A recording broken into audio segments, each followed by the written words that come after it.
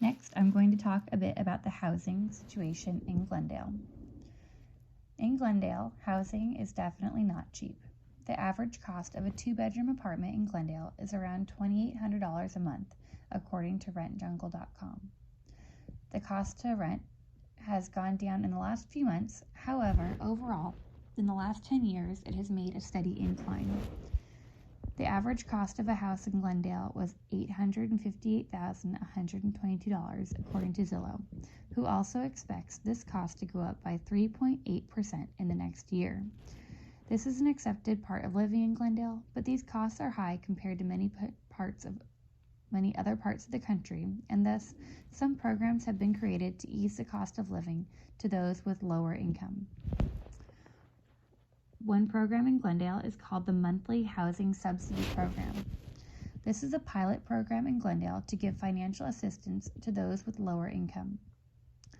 According to the City of Glendale, on Friday, January 24th, 2020, the Housing Authority of the City of Glendale conducted a lottery for the Monthly Housing Subsidy Program applicants. Applicants who received a lottery number were entered into the lottery. 1,750 numbers were randomly selected, of which 1,229 applicants have priority status of being 75 years of age or older. 1,000 applicants will be qualified, and the remaining 229 will be placed on a waiting list. The remaining 521 applications are senior non-priority and will be placed on the waiting list. So we can see that Glendale is trying to serve its senior citizens who may be on a more budgeted income as well. For those who already have housing, we have the Rental Rights Program. And the Rental Right Program was created to essentially keep people in the residency and to avoid sudden increases in rent. There are 3 pillars to this program. One is that landlords must give 1 year notice if they will raise a rent. 2, there must be just cause for any eviction. There are 12 reasons that a landlord may evict a tenant, all of which are listed on the Rental Rights Program website. A few of these include stipulations like failure to pay rent, violation of a landlord contract with a tenant, use of housing for illegal actions, or if the tenant is smoking inside of the unit.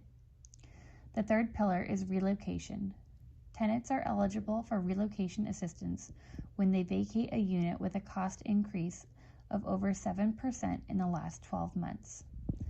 The Renter Rights Program helps protect renters in the area so that they can continue their residency at an affordable rate without a fear of large unannounced price increases or sudden homelessness.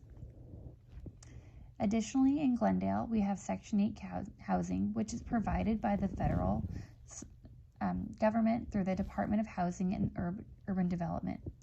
It is not funded by the City of Glendale. However, the city receives 1,592 housing vouchers.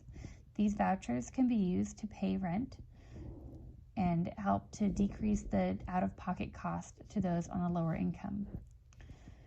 The payment standard for the Section 8 housing is $1,216 for a studio, so that's the amount of money that the person would receive from the federal source, and it can go up to $2,281 for a 3-bedroom unit.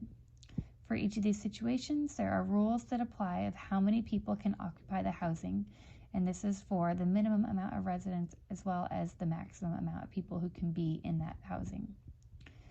The City of Glendale also has a portability program which gives an additional 1,500 vouchers to families who qualify for Section 8 housing but did not yet receive a voucher.